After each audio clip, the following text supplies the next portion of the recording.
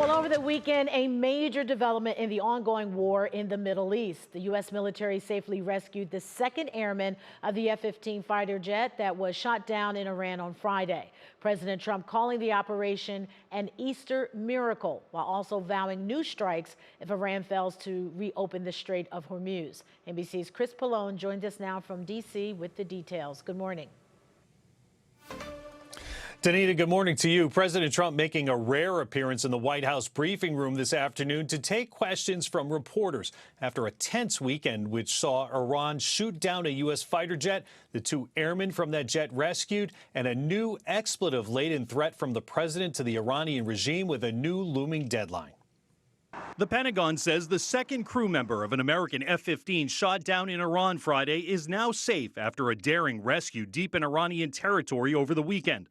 Lawmakers on both sides of the aisle praising the dangerous but successful mission. Well, I'm thankful that a second U.S. airman has been rescued heroically by our special forces. It speaks to the courage, the bravery, and the commitment to service of our armed forces. But that's where the agreement ends, as the U.S. and Israel continue to bombard Iranian targets, and Iran fires back at Israel and other U.S. allies in the region.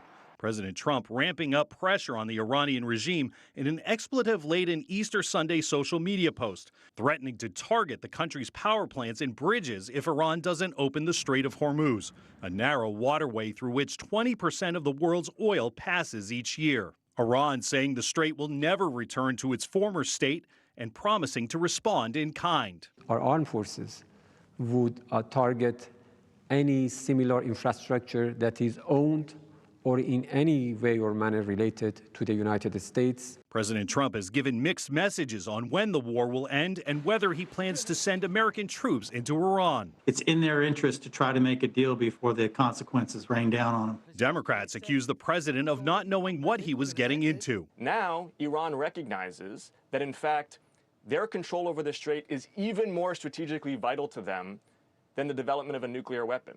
And that is why strategically this war has been a failure. So far, U.S. allies have resisted President Trump's calls to help secure the Strait of Hormuz so normal shipping can resume. And President Trump has threatened to target Iran's infrastructure before and has pushed back the deadline several times. In a cryptic post on social media, he wrote Tuesday, 8 p.m. Eastern Time. We're sure to learn more during the president's news conference this afternoon. Danita? Well, Chris, the Pentagon, we know, has updated the number of service members injured since the start of the war. What can you tell us about that? Yeah, that's right. On just over the weekend, the Pentagon posted new numbers saying that 365 service members throughout the Middle East have been wounded since the war began. And of course, you might remember that 13 service members have died in this conflict so far. All right, Chris Pallone reporting live for us from Washington, D.C. this morning. Thank you.